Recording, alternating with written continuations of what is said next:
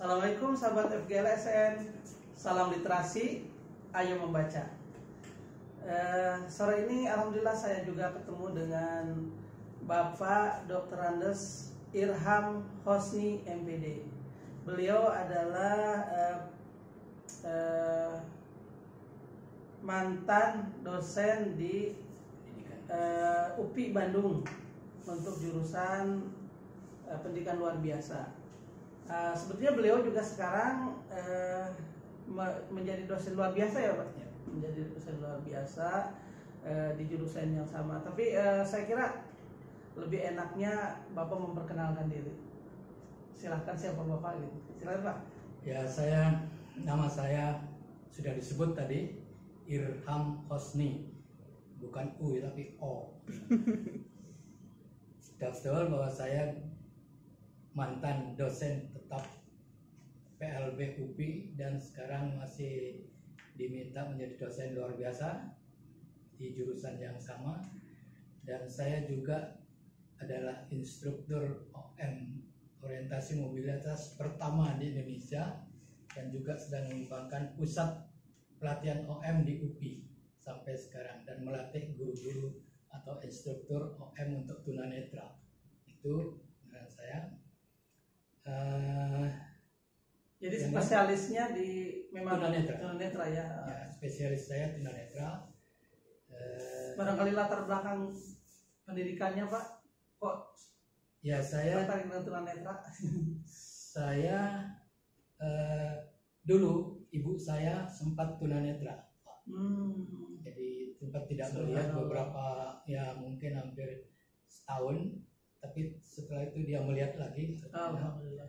Itu masih melekat saya, dan setelah itu saya dari Sumeneb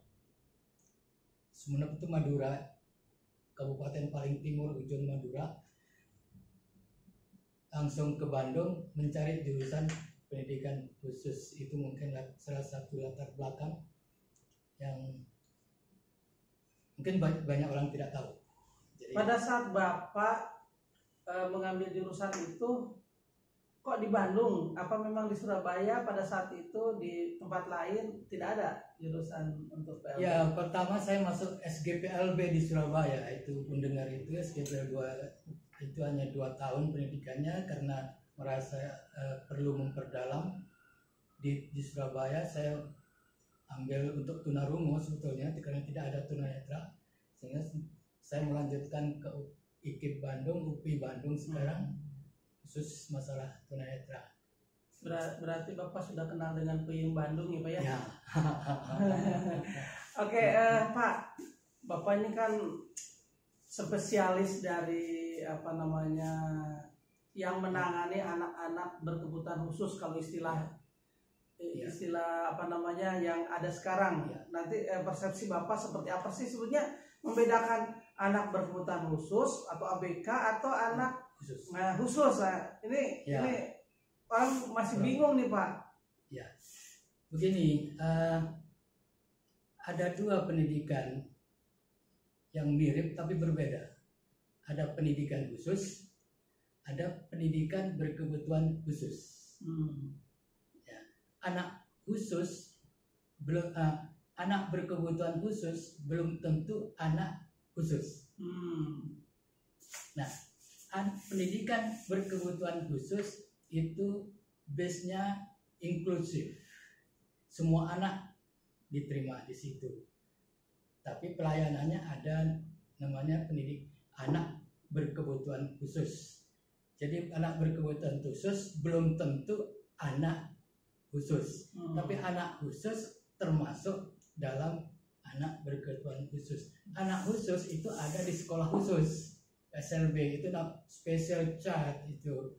Karena kalau special need child, anak berkebutuhan khusus itu ada di special need school. Nah, special need school itu inklusif. Inklusif itu untuk semua anak, bukan untuk anak disabilitas atau anak khusus. Jadi 2 hal yang berbeda. Pendidikan khusus, anaknya disebut anak khusus. Pendidikan berkebutuhan khusus, anaknya disebut anak berkebutuhan khusus. Anak berkebutuhan khusus belum tentu anak khusus. Ilmu baru nih ya, jadi Ya. ya selama ini kan kita mengenalnya ABK aja untuk semuanya ya, baik yang ABK itu ada dua, Pak. Anak berkebutuhan khusus ada dua, ada yang permanen, ada yang temporer. Waktu saat dia memiliki masalah di dalam pendidikan ditangani secara khusus, itu sudah anak berkebutuhan khusus. Tapi dia bisa tidak menjadi anak berkebutuhan khusus lagi setelah problemnya diatasi. Tapi anak khusus ini termasuk ABK yang permanen. Ya, anak tuli, anak tunanetra, anak tunagrahita dan sebagainya itu permanen kebutuhan khususnya. Kalau sekolahnya di khusus disebut sekolah khusus, dia SLB kalau di Indonesia itu namanya anak khusus itu, dikenal dengan anak disabilitas. Jadi mungkin istilahnya ini harus direvisi ya Pak ya, yang Ya, ada di dalam sistem ya. pendidikan. Ya. Apa yang disebut Anak siswa khusus. yang ada di SLB, sekolah luar biasa, atau apa yang ada di inklusif. Karena kadang-kadang rancu juga Pak di inklusif ini. Ada yang mengatakan bahwa yang boleh masuk ke sekolah penyelenggara pendidikan inklusif itu adalah anak-anak yang mampu mengikuti sistem yang ada di sekolah tersebut. Padahal kan bukan begitu ya Pak ya? Nah, jadi ini kesalahan fatal, seolah-olah sekolah inklusif itu hanya untuk anak disabilitas. Jadi dia kalau tidak ada disabilitas tidak bisa inklusif. Sebetulnya untuk semua anak. Education for all ya Pak ya? Ya, special need education itu kemarin kita banyak mengirim guru-guru dari SLB untuk belajar ke Norway tentang special need education. Jadi special need education itu sekolah untuk semua. Artinya sekolah yang harus menyesuaikan diri, metodenya sesuai dengan kebutuhan masing-masing kebutuhan anak ya. Oke. Tidak peduli apakah dia disabilitas atau anak biasa. Artinya tidak ada kenaikan kelas lah di situ. Tidak. Pasti naik semua gitu ya. Semua sesuai kebutuhannya. Ya. Itu inklusif, Pak. Ya. Jadi kesalahan fatal adalah sekolah-olah inklusif itu hanya untuk anak disabilitas, anak yang mampu, khusus, yang khusus itu. Ya. Tidak, semua anak. Dan yang sekarang itu yang salah itu kan anak yang bisa masuk ke sekolah inklusif itu adalah anak-anak disabilitas yang mempunyai kemampuan menyesuaikan diri dengan sistem yang ada. Ya. Padahal harusnya sistem sekolah yang harus menyesuaikan dengan anak, individu anak. Karena itu harus menerima semua apapun bentuk anak. Itu disebut sekolah kebutuhan khusus. Jadi Pak, untuk mengoptimalkan menggali kemampuan anak berkebutuhan khusus ini harus seperti apa sih, baik di inklusif maupun di sekolah luar biasa? Maksudnya melayaninya. Ya. Jadi sebetulnya setiap anak itu punya potensi sendiri-sendiri, Pak. Kalau kita andaikan ada anak yang potensinya 1 cangkir, ada anak yang potensinya 1 gelas. Nah, di dalam pendidikan kebutuhan khusus yang 1 cangkir ini ya layani secangkir ini, yang segini ya layani. Mungkin ada 1 ember ya layani seember. Bagaimana? Begitu penuh, yang seember penuh itu, yang sebotol ini penuh, yang secangkir penuh, itu sama nilainya. Ini optimal udah, ini optimal. Tidak berarti yang ini lebih bagus daripada anak ini. Karena itu tidak boleh ada kenaikan kelas. Ya. Jadi kalau sudah ini ada kenaikan kelas, berarti sudah tidak inklusif. Jadi di inklusif maupun di SLB, anak harus naik terus ya Pak ya? Ya, karena sesuai dengan kebutuhannya. Oke, nah sekarang gini Pak, kan tujuan utamanya di dalam mendidik anak-anak berkebutuhan khusus itu untuk kemandirian. Kemandirian. Ya, pengertian kemandirian di sini itu seperti apa kalau kita tadi menyesuaikan dengan masing-masing kemampuan itu? Sebetulnya semua pendidikan hanya mengarah kepada 2 hal pokok, yang lainnya tambahan. Yang pokok ini 1 kemandirian, apakah yang kedua adaptasi namanya, independent and adaptation, ya kan? Kalau anak punya dua ini, insya Allah hidup. Tapi anak bisa saja pinter di kelas, rapotnya bagus semua, betul ranking 1 terus, tapi tidak punya dua ini, jangan harap bisa hidup. Akan minta layanan terus kepada orang tuanya. Jadi inti pendidikan itu sebetulnya bagaimana anak mandiri, bagaimana anak beradaptasi. Kalau dalam agama adaptasi itu silaturahminya.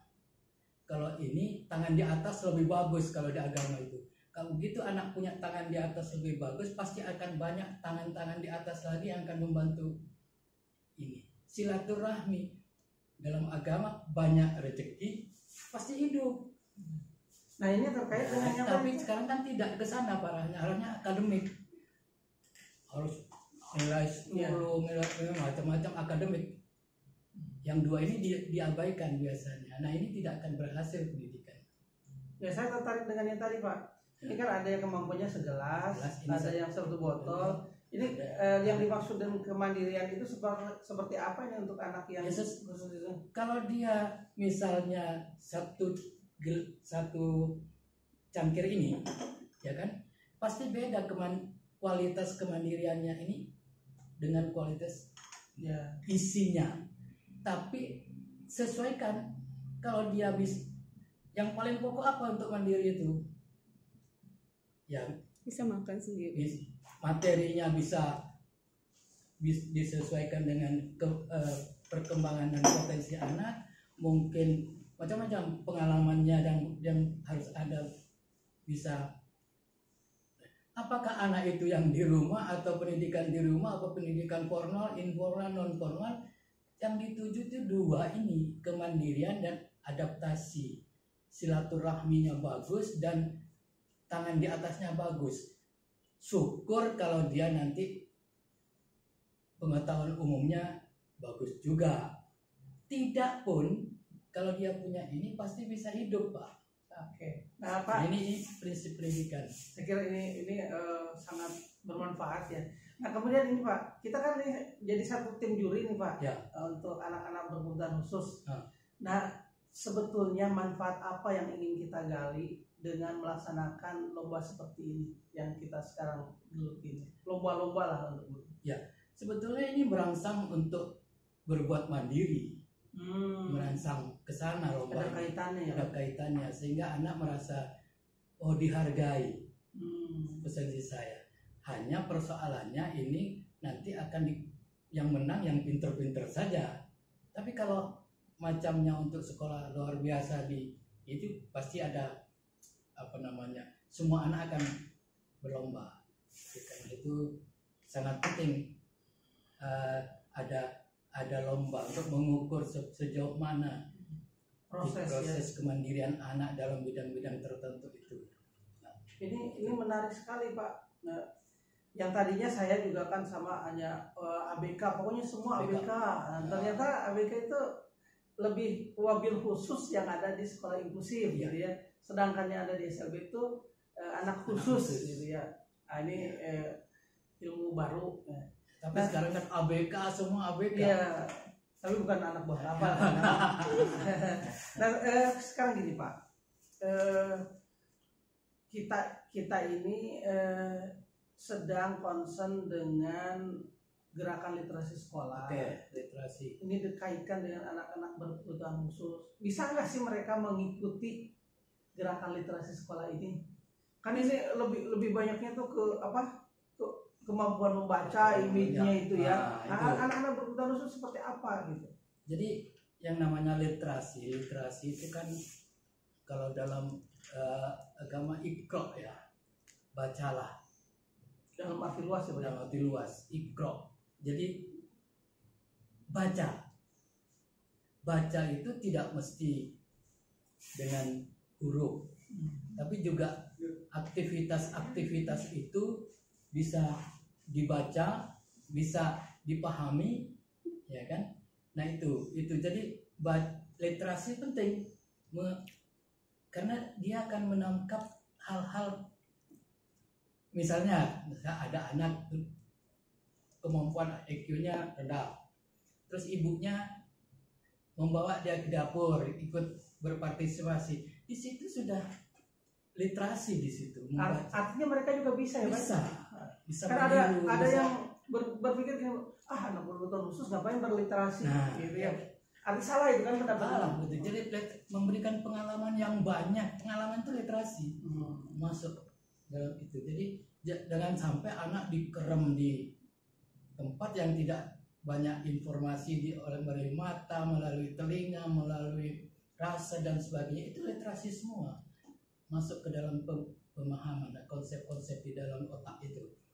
Jadi harus lebih luas, literasi itu luas sekali. Baik, Pak Irham, ini mudah-mudahan menjadi wawasan baru, ilmu baru yang bermanfaat untuk kita lah, wahai para peduli pendidikan khusus, gitu ya.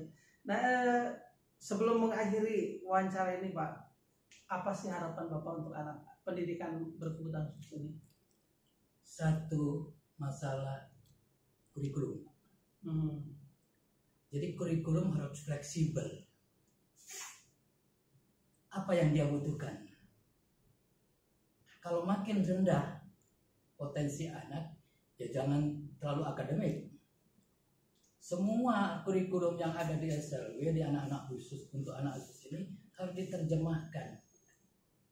Apa guru ya? Ya, diterjemahkan oleh guru untuk bisa disampaikan. Sebab sering orang menganggap kalau sudah jadi guru pahalanya banyak. Belum tentu. Kalau yang diajarkan itu tidak dilakukan oleh anak. Misalnya dia belajar digaji matematik, hanya tambah kurang, tidak diterapkan dalam kehidupan, berarti tidak ada manfaatnya, berarti tidak ada pahalanya guru itu. Karena itu guru menerjemahkan kurikulum yang akan disampaikan supaya anak bisa menggunakan keterampilan dan pengetahuannya untuk kehidupan sehari-hari. Nah, begitu digunakan pasti ada pahala di situ yang masuk. Kalau itu tidak berguna, tidak dihitung. Termasuk anak-anak kita di rumah, ya kan, matematik, bagaimana mengeterapkan matematik ke dalam kehidupan anak itu, bagaimana mengeterapkan IPS ke dalam kehidupan anak, itu yang tidak banyak dilakukan oleh guru-guru saat ini. Ya, tidak berarti tidak ada, tapi belum optimal, Pak, untuk menggunakan bagaimana anak itu menggunakan ilmu, pengetahuan atau mata pelajaran ke dalam kehidupan sehari-hari. Nah, jangan sampai wah saya kan guru pasti masuk surga, belum tentu. Kalau yang diajarkan tidak digunakan, Pak, karena ada pahalanya. Ini bagaimana dia menggunakan apapun pelajarannya, mau fisika, kimia, apa semua itu bagaimana mengaplikasinya ke dalam, apalagi untuk anak-anak yang memang kecerdasannya pas-pasan, indranya tidak lengkap dan sebagainya, fisiknya, motoriknya juga tidak harus mengarah how to use the knowledge. Jadi bagaimana menggunakan ilmu yang disampaikan guru dalam kehidupan. Itu yang paling penting. Baik, key-nya adalah untuk anak-anak berkebutuhan khusus harus fleksibel, disesuaikan dengan masing-masing individu anak, kebutuhan individu anak. Terima kasih Pak Irham, sangat senang wawancara ini. Sahabat FGLSN, demikian wawancaranya. Salam literasi, ayo membaca. Assalamualaikum warahmatullahi wabarakatuh. Waalaikumsalam warahmatullahi wabarakatuh.